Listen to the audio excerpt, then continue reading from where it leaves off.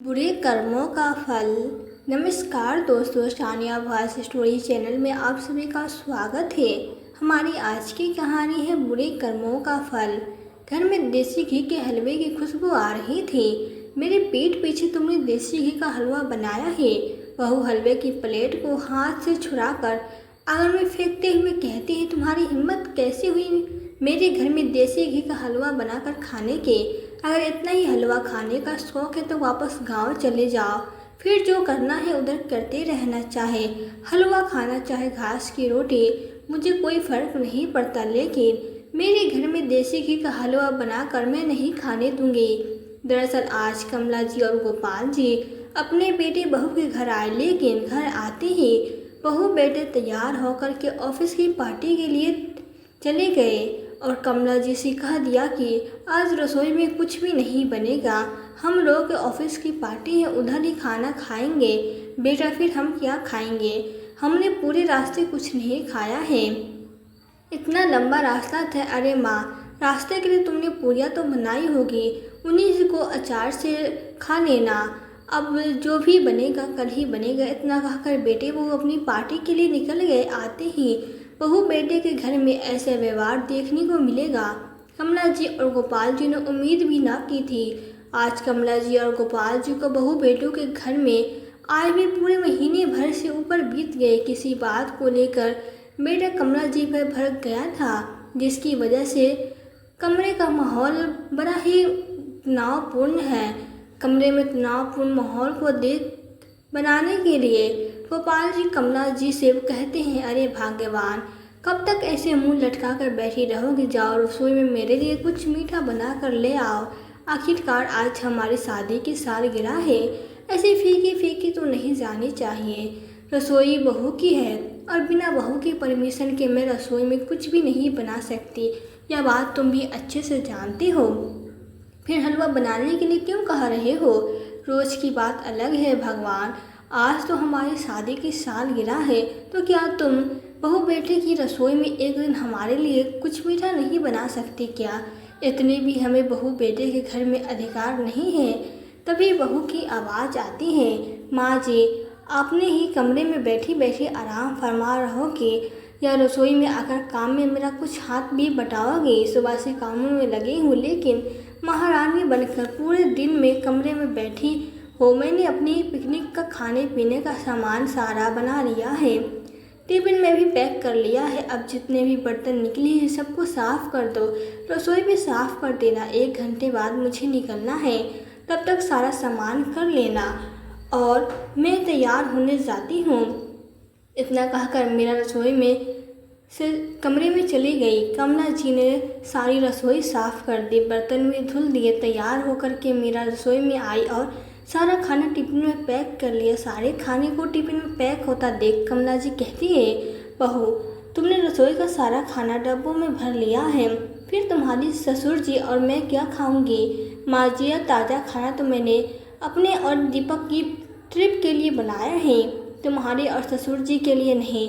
और वैसे भी इतना चटपटा खाना खाओगे तो फालतू में ही पेट खराब हो जाएगा। कल रात में खिचड़ी बनाई थी, वही बच गई है, फ्रिज में रखी है, गर्म करके खा लेना। मेरे पीठ पीछे कुछ भी चटपटा बनाकर खाने की ज़रूरत नहीं है। पेट वेट खराब हो जाएगा तो फिर हमें ही अस्पताल के चक्कर काटने पड़ेंगे।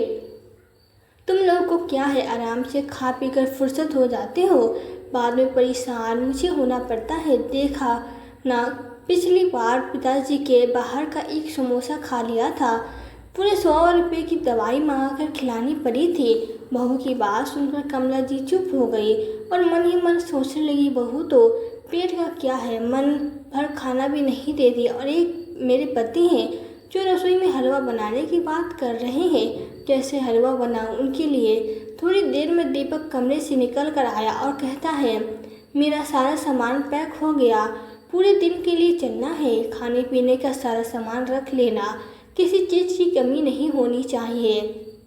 और वैसे भी हम कहीं रास्ते में जाते हैं तो तरह तरह की चीज़ खाने का मन करता है। हाँ हाँ, मैंने तुम्हारी पसंद का सब कुछ बनाया है, छोले भटूरे भी बनाकर पैक कर लिए हैं, खास्ता बना लिया है और साथ ही आलू की कचौरी भी बनाई है। ये सब बातें कमरे में बैठे हुए गोपाल जी भी सुन रहे थे। आंगन में आकर कहते, क्या बहू तुमने कचौरियाँ बनाई है? जरा एक कचौरी चखने को तो देना, बहुत मन करता है कचौरी खाने का। चिल्लाता हुआ दीपक कहता है, कचौरी तुम्हारे लिए नहीं बनाई है, हम लोग घूमने जा रहे हैं, उस ट्रिप के लिए कचौरी बनाई है। और तुम अपने जीभ पे थोड़ा कंट्रोल रखा करो, खाने पीने में बहुत जीभ चलती है, ज़्यादा खा पी कर पेट खराब कर लेती हो। पिछली बार समोसा खाया था, इस बार कचौरी खाने के लिए कह रहे हो। अब बहू बेटे को यह कौन समझाए कि गोपाल जी को खाने पीने का बहुत ज़्यादा शौक है। पूरी ज़िंदगी उन्होंने अपनी पत्नी से अच्छा अच्छा खाना बनवाया और अच्छा अच्छा खाया है, किसी चीज़ के लिए तरसा कर नहीं रहे हैं। जब जिस चीज़ को खाने का मन हुआ वह बनवाया और खाया है। लेकिन बहू बेटे के घर में आकर खाने पीने पर इतने प्रबंध लग गए जिसकी कोई सीमा नहीं थी। जब से आए हैं तब से दाल रोटी और खिचड़ी के अलावा उन्हें कुछ नहीं दिया जाता है। ऐसा लग रहा है जैसे अच्छी खासी इंसान को बीमार बना दिया हो। गोपाल जी पर पुराने लगते हैं, मैं कोई बीमार नहीं हूँ, तुम मुझे कुछ भी नहीं खाने देते हो। पिताजी की बात सुनकर दीपक भड़कता हुआ कहता है, माँ अब तुम ही समझाओ पिताजी को, मैं तो समझा समझा कर थक गया हूँ।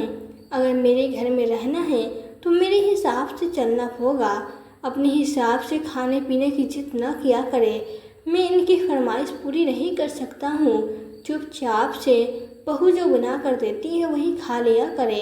और ध्यान रखा मेरे पीठ पीछे कुछ भी उल्टा सीधा ना खाए, नहीं तो खूब बीमार पड़े रहना। मैं डॉक्टर को नहीं दिखाऊंगा। चलो मीरा, हमारे निकलने का समय हो रहा है। इतना कहकर बहू बेटे कार की चाबी लेकर के बाहर निकल जाते हैं। किसी को यह याद नहीं कि आज उन बूढ़े माता पिता की शादी की सालगिरह है। उन्हें तो बस अपने घूमने से मतलब है। एक बार भी यह नहीं कहा कि आपकी शादी को कितना समय हो गया है। बेटा बहू के घर में रहते हुए भी कमला जी और गोपाल जी को ऐसा लग रहा है जैसे वे किसी अनजान के घर में आ गए हो। परायेपन का एहसास हो रहा है। घर में भी इस तरह से रहती हैं जैसे वो घर अपना न हो, किसी पराये का हो। हर एक चीज़ को छूने से डर लगता है, पता नहीं बहू बेटी किस बात पे भड़क जाए। रसोई में कुछ बनाने से भी डर लगता है। एक कमरा दे दिया है, उसी में पूरा दिन बंद होकर रहना है। घर में कोई मिलने जुलने भी आता है तो हमें बाहर निकलने की परमिशन नहीं है। कभी कभार किशोर जी बेटे से कहते भी हैं कि अगर घर में कोई आता है तो हमें बाहर क्यों नहीं निकलने देती हो। तो बेटा कहता है, आपको बोलने की तमीज़ नहीं है, आप क्या जानो शहर वालों की तरह रहना। शहर में लोग अलग तरह से बात करते हैं और ना तो तुम्हें वह बात समझ आएगी और ना ही तुम उनसे ढंग से बात कर पाओगे। और जिस तरह से तुम गांव की भाषा में बात करोगे उससे मुझे शर्मिंदा होना पड़ेगा। इससे अच्छा है तुम अपने कमरे में ही बंद रहा करो। बहू बेटे के इस व्यवहार से कमला जी और गोपाल जी बड़े ही दुखी थे।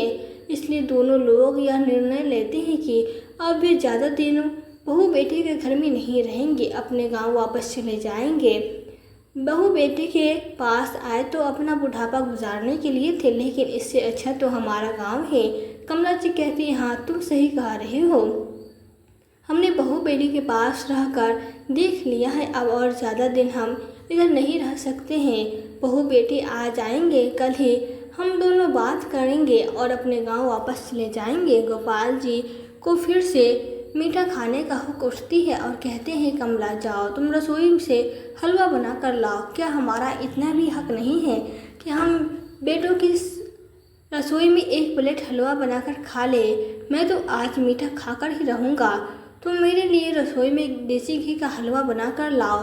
कमला जी कहती है, क्यों बैठे बैठाए मुसीबत मोल ले रहे हो, जाने देते हैं, जो खिचड़ी फ्रिज में पड़ी है उसी को गर्म करके लाते हैं और हम दोनों खा लेंगे। नहीं भगवान, हमने अपने बेटे को पढ़ाने के लिए कितने संघर्ष किए हैं। भले बेटा यह सब भूल गया हो, लेकिन मैं कतई नहीं भूला हूँ और उसको पढ़ाने के लिए तुम्हारे जेवर तक गिरवी रख दिए थे, जिसको आज तक नहीं छुड़ा पाया हो। तब जाकर बेटा इतना बड़ा सरकारी अफसर बन पाया है। हमारा बेटा एक बड़ा अफसर तो बन गया, लेकिन उसका दिल बड़ा छोटा रह गया। एक लंबी सांस भरकर किशोर जी कहते हैं, अब बहू बेटी को कहेंगे हम देख लेंगे, लेकिन एक प्लेट हलवा जरूर खाकर रहेंगे। गोपाल जी जिद करने पर कमला जी रसोई में गई और थोड़ा सा देसी घी का हलवा बनाने लगी। हलवे को प्लेट में निकाल कर कमरे में ले आई। तभी अचानक से बारिश होने लगी। गोपाल जी हलवे की प्लेट को हाथ में लेकर कहते हैं, आहा मज़ा आ गया, कितने दिनों बाद हलवे को खाऊंगा। तुम भी हलवा खाओ। भगवान तुमने क्यों रखा हुआ है, खाती हो। जरा आंगन में कपड़े पड़े हैं, बारिश होने लगी है, उनको उठा लाती हूँ। तब तक बारिश का साहल और ठंडा भी हो जाएगा, फिर खाएंगे। थोड़ी देर में आकर कमला जी हलवे की प्लेट हाथ में लेती ही है कि दरवाजे पे किसी ने आने की आवाज़ सुनाई देती है। कमला जी जाकर दरवाज़ा खोलती है तो सामने बेटी बहू को खड़ा हुआ देखकर उनके होश उड़ जाते हैं। पूरे घर में देसी घी के हलवे की महक भरी हुई है। मीरा आश्चर्य से कमला जी की तरफ देखती है और कहती है, घर में देसी घी के हलवे की खुशबू आ रही है। क्या तुमने घर में हलवा बनाया है? हमारे पीठ पीछे चोरी छुप के हलवा बनाकर खा रही थी। भाग कर रसोई में गई तो देखा गैस पे कढ़ाई रखी है और इसमें हलवा बनाया गया है। इधर कमला जी बेटे से कहते, बेटा तुम तो अपने ट्रिप पे जाने वाले थे, फिर अचानक से वापस कैसे आ गए? मेरी बस छूट गई थी, मैं थोड़ा लेट हो गया था, इसलिए घर वापस आ गया। लेकिन अच्छा हुआ कि मेरी बस छूट गई, कम से कम पता तो चला कि तुम लोग बहू बेटे के घर में पीठ पीछे किस तरह से चोरी चोरी बनाकर खाते हो, वरना मुझे तो ये सब पता ही नहीं चलता। आंखें तरेरते हुए दीपक कहता है, बेटा ऐसी बात नहीं है, दरअसल आज हमारे शादी की सालगिरह थी और तुम्हारे बाबूजी का हलवा खाने का बहुत मन हो रहा था, इसलिए मैंने हलवा बनाकर दे दिया। तो पिताजी का तो किसी न किसी चीज़ के लिए मन चलता ही रहता है, कभी हलवा खाना है तो कभी कचौरी खानी है तो कभी समोसा खाना है। मैंने तुमसे पहले ही मना किया था कि उनकी किसी भी बात का मत सुनना। मेरे बेटे की बातें सुनकर ही कमला जी को बहुत डर लग रहा था कि अब पता नहीं बेटा बहू घर में क्या बवाल करेंगे। एक प्लेट हलवे के लिए कितना कुछ सुनना पड़ेगा। सभी लोग कमरे में पहुंच गए, जहां गोपाल जी बड़े ही सुकून के साथ हलवे को खा रहे थे। बहू गोपाल जी के हाथ से हलवे की प्लेट को छीनकर बाहर आंगन में फेंक देती है और कहती है, तुम्हारी हिम्मत कैसी हुई मेरे घर में देसी घी का हलवा बनाकर खाने की? इतना ही हलवा बनाकर खाने का शौक है तो वापस अपने गांव चले जाओ, हम तुम्हें देसी घी का हलवा बनाकर नहीं खिला पाएंगे। बहू की इस हरकत को देखकर गोपाल जी सतम्ब रह गए।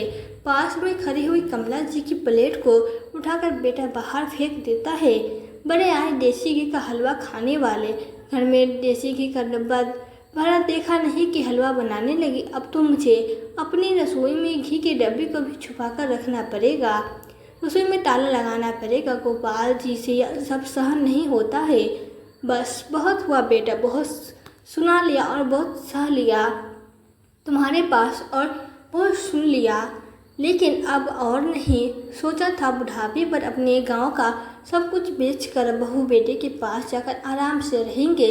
तुम्हारी माँ ने पूरी जिंदगी काम किया है तो अब वो भी आराम से बैठकर खाएगी, लेकिन नहीं, इधर आराम से खाना तो दूर की बात है, भरपेट भी खाना भी नहीं देते हो तुम लोग। इससे तो अच्छा हमारा गांव था, पसंद की चीज़ बनते थे और खाते थे। जिस बेटे को पढ़ाने लिखाने में इतना पैसा खर्च किया, गाँव में सभी लोग मुझसे यही कहते थे कि तुम्हारा बेटा तो पढ़ लिख कर सरकारी अफसर बन गया है। अब तुम्हें किस बात की चिंता? आराम से बहू बेटे के पास जाओ और उसके पास सुकून से अपने बुढ़ापे को काटो। इधर गांव में अकेले रहकर क्या कर रहे हो? काकी को भी आराम दो, पूरी जिंदगी उन्होंने काम किया है। सभी लोगों की बात मानकर मैं यही सोचकर बेटे बहू के पास शहर आया था कि कमला को भी आराम मिलेगा और मैं भी यह बहू बेटे के पास आराम से रहूँगा, लेकिन अब नहीं रहना है तुम लोगों के पास। कमला जी अपना सामान निकाल कर बैग में भरो, हम आज ही गाँव चलते हैं। कमला जी बैग में सामान भर लेती है और कहती है, ठीक है जी, वह बहू बेटे के पास रहने से तो अच्छा है हम अपने गांव ही सही थे। बहू सास के बैग चुराते हुए कहती है, जाने से पहले अपना बैग चेक कराओ, पता नहीं मेरे घर से क्या क्या सामान चोरी करके ले जा रही हो। और पूरे बैग का सामान निकाल कर बाहर बिखेर देती है। बहू बेटे के ऐसे व्यवहार को देखकर कमला जी की आंखों से लगातार आंसू बह रहे थे। बहू जब उनका बैग चेक कर रही तो उनका दिल चिक चिक कर रो रहा था। बेटा भी चुपचाप खड़ा देख रहा था। यह नहीं कि मेरी माँ कोई चोर नहीं है जो तुम्हारे घर का सामान चुरा ले जाएगी, बल्कि चुपचाप खड़ा खड़ा देख रहा था। कमला जी कहती है, बहू देख लिया मेरा सामान, कुछ मिला क्या तुम्हें? मैं कुछ चोर नहीं हूँ जो तुम्हारे घर का सामान चुरा कर ले जाऊंगी। हाँ माँ जी, देखना पड़ता है जब तुम रसोई में चोरी छिपके देसी घी का हलवा बना सकती हो, तुम मेरे घर से कीमती सामान भी चुरा कर ले जा सकती हो। अब खड़े खड़े मुँह क्या ताक रही हो? बैग से सामान भरो और निकल जाओ। इतना अपमान में कमला जी ने जिंदगी में पहले कभी नहीं सहा था। अपमान का घूंट पीकर दोनों पति पत्नी गांव के लिए निकल पड़े। पूरे रास्ते दोनों ने एक दूसरे से बात नहीं की। कमला जी की आंखों में पूरे रास्ते आंसू भरे रहे। बेटे बहू की बातों को सोच सोच कर वो रोती रही। रो रो कर आंखें लाल पड़ गई। अरे भगवान, अब तुम कब तक रोती रहोगी? अपनी तबीयत खराब कर लोगी। बेटे बहू ने हमें घर से बेइज्जत कर निकाला है, ऊपर वाला सब देख रहा है। अब पूरी जिंदगी हम बेटे बहू के घर कभी नहीं आएंगे, उन लोगों की शक्ल भी कभी नहीं देखेंगे, गांव में मर जाएंगे, लेकिन बेटे बहू का आसरा कभी भी नहीं आनेंगे। कितने दिनों तक कमला जी की आंखों के आंसू नहीं रुक रहे थे। बात बात पर उनकी आंखों से बहू बेटे की बातें याद करके आंसू भर आते थे। अधिक सोच सोच कर विचार करने की वजह से कमला जी की तबीयत खराब हो गई। बड़ी मुश्किल से गोपाल जी कमला जी को संभालते हैं और उन्हें समझाकर तसल्ली देते हैं। धीरे धीरे दोनों ने अपने मन को समझा लिया कि अब बुढ़ापे पर हम दोनों ही एक दूसरे के लिए पर्याप्त हैं, हमें किसी का सहारा नहीं चाहिए। कमला, तुम भी पुरानी बातों को सोचकर दिल को मत जलाया करो। फालतू में सोच सोच कर बीमार हो जाती हो। अगर तुम्हें कुछ हो गया तो मैं अकेला कैसे रहूँगा? गोपाल जी की गांव में जो ज़मीन है उसको बोने लगे, क्योंकि बुढ़ापे के शरीर में उसने ज़मीन को बनती नहीं थी। कटाई की तो जो पैसे आते थे उसे अपना खर्च चलाने लगे। लेकिन सबका समय एक जैसा नहीं रहता, समय का पहिया ऐसा घूमता रहता है। उधर गोपाल जी और कमला जी आराम से अपने गांव में रहने लगे। खेती के जितने भी पैसे आते वे पैसे उनके लिए पर्याप्त होते, बल्कि कुछ पैसे बच भी जाते। इस तरह से पूरे 2 साल निकल गए। कुछ पैसे जोड़कर उन्होंने घर में 2 पक्के कमरे भी बनवा दिए और सारी सुख सुविधाएं अपने घर में इकट्ठी कर ली। वैसे भी उनकी ज़्यादा इन्वेस्टमेंट तो थी नहीं, लेकिन गांव के हिसाब से उन्होंने अपने घर में सारी चीज़ें खरीद ली थी। कमरे में एक कूलर लगवा लिया। कमला जी को टीवी देखने का बड़ा शौक था। उन्हें अपने लिए एक बड़ा सा टीवी मंगवा लेती हैं। कमला जी की रसोई में किसी चीज़ की कोई कमी नहीं थी। घी, तेल, शक्कर, मेवा से लेकर सारी चीज़ भरी पड़ी थी। अगर कुछ कम भी हो जाता तो गोपाल जी फटाफट से खरीद कर ले आते। आखिरकार खाने का शौक जो ठहरा है, और कमला जी को भी खाना बनाने का बड़ा शौक था। आराम से दोनों अपनी ज़िंदगी बिताने लगे। लेकिन इन 2 सालों में बहू बेटे के पास भी सब कुछ बदल गया था। बेटा सरकारी विभाग से अफसर था, ऊपरी आमदनी भी बहुत ज़्यादा हो जाती थी। एक दिन उसके घर पर छापा पड़ गया। कुछ गलत कामों के में पकड़े जाने की वजह से दीपक की नौकरी चली गई, यहाँ तक कि उसका घर भी चला गया। जैसे से 2-3 महीने उसने बचे हुए पैसों से अपने खर्च चलाए। खर्च तो पहले ही हाई फाई थे, तो एकदम से लगाम तो खर्चों के ऊपर लग नहीं सकती थी। इसलिए उनके पास जो भी पैसा इकट्ठा था वह कुछ महीनों में ख़त्म हो जाता है। दूसरी जगह नौकरी के लिए हाथ पैर मारता है, लेकिन इतनी आसानी से उसे नौकरी नहीं मिलती है। मीरा कहती है, तुम्हारी नौकरी को गए पूरे 5 महीने हो गए हैं। घर में जितने पैसे थे वो भी ख़त्म हो गए हैं, जितने अकाउंट में थे वो भी ख़त्म हो गए। अब आगे का खर्चा किस तरह से चलेगा? एक काम कर, हमारी जो एफडी है उसे तुड़वा कर कुछ बिजनेस की शुरू कर दो, कम से कम हमारे घर का खर्च तो चलेगा। और अब एक छोटा सा बच्चा भी है, इसके भी खर्च बढ़ गए हैं। आगे जाकर इसके स्कूल की फीस भी भरनी पड़ेगी। हम किस तरह से अपना खर्च चलाएंगे। हाँ हाँ मीरा, तुम ठीक कह रही हो। हम एफडी तुड़वाकर एक दुकान डाल लेते हैं, लेकिन शायद किस्मत को यह भी मंजूर नहीं था। दुकान डाल तो लिया, लेकिन कभी बिजनेस नहीं किया था। बिजनेस की बारीकी उसे पता नहीं थी। कुछ गलतियां कर दी, जिसकी वजह से दीपक का बिजनेस भी न चला। उसे घाटा हो गया और अंत में दुकान बंद करनी पड़ी। और उसके पास न तो एफडी के पैसे और न ही घर और न ही नौकरी। ऐसे में शहर में रहना आसान नहीं होता। चारों तरफ हाथ पैर मार लिया, किसी ने उसे एक पैसा नहीं दिया। अंत में दोनों फैसला लेते हैं कि तुम्हारे माता पिता के पास गांव चलते हैं, गांव में खेती भी है, उसी को बेचकर हम फिर से नया बिजनेस करेंगे। बहुत सोच विचार करके वे बाद मीरा और दीपक गांव आने के लिए चल पड़ते हैं। रात का समय था। गोपाल जी और कमला जी खाना बनाकर खाने के लिए बैठे ही थे कि दरवाजे पे किसी के आने की आहट सुनाई देती है। कमला जी आकर दरवाजा खोलती हो तो देखती हैं दरवाजे के सामने बेटा बहू खड़े हुए हैं और बहू की गोद में एक छोटा सा बच्चा भी है। कमला जी कहती, आज कैसे रास्ता भूल गए, बूढ़े माता पिता के घर को कैसे याद आ गई। आज तुम लोगों को हमारे घर की क्यों माँ, क्या हम अपने ही घर में नहीं आ सकते हैं। अब अपने ही घर में आने के लिए भी हमें पूछना पड़ेगा। सामान को आंगन में रखता हुआ बेटा कहता है और आकर आंगन में पड़ी हुई चारपाई पर मुंह लटका कर बैठ जाता है।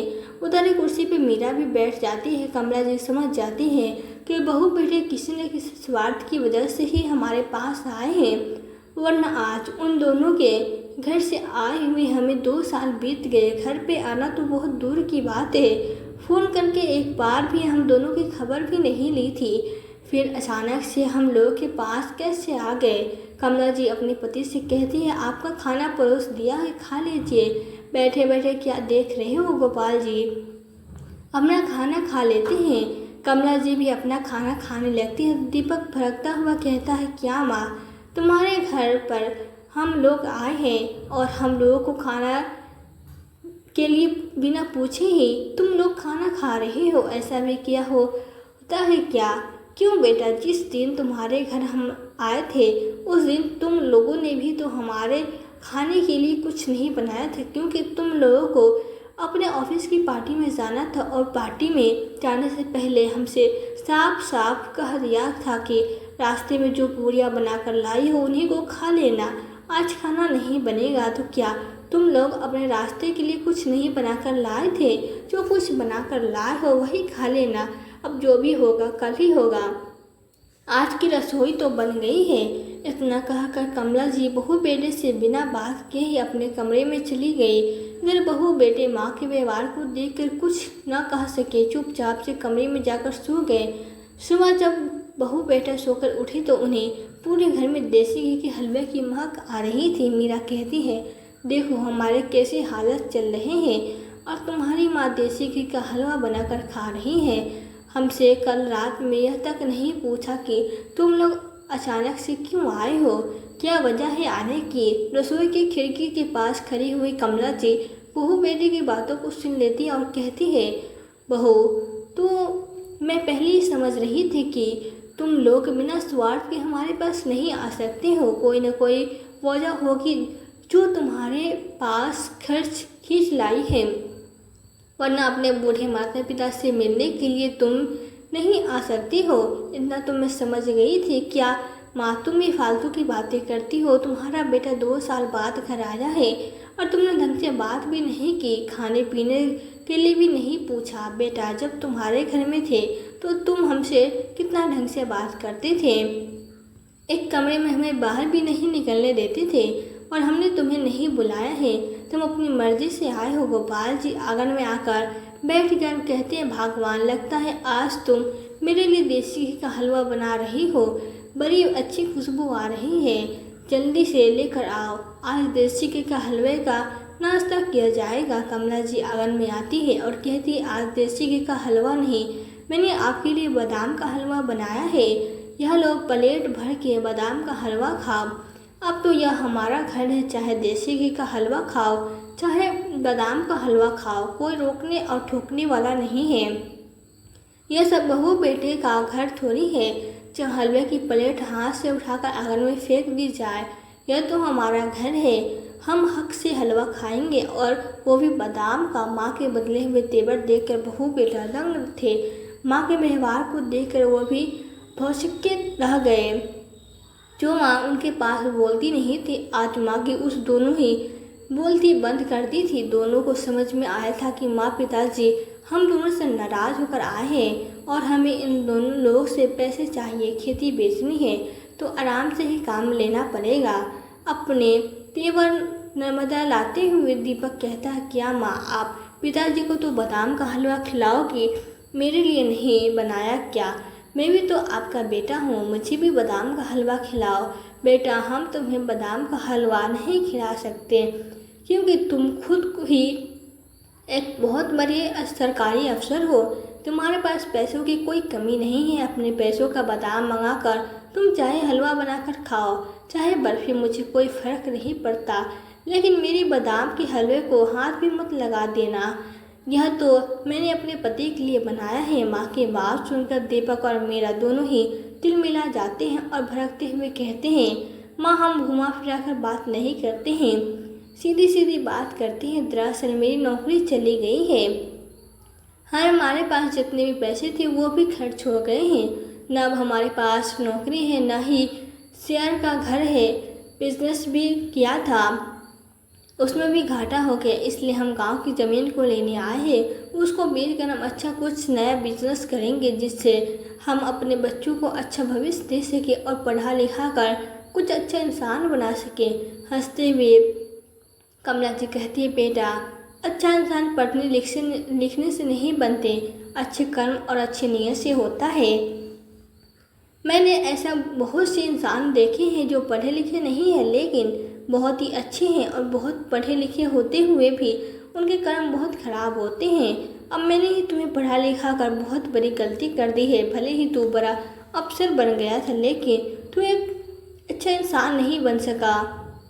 इस बात का अफसोस मुझे पूरी ज़िंदगी रहेगा, और अगर तू अपने बच्चों को अपनी तरह बनाना चाहता है तो रहने दे, उसे तू अनपढ़ ही रहने दे तो ज़्यादा अच्छा रहेगा। जैसे पढ़े लिखे होने से तू अब अनपढ़ लोग बढ़िया है। माँ की बात का बहू बेटे के पास कोई जवाब नहीं था। लेकिन माँ इस घर की ज़मीन से मेरा भी हक है। आप कुछ भी कहे लेकिन इस बात को इनकार नहीं कर सकती हो।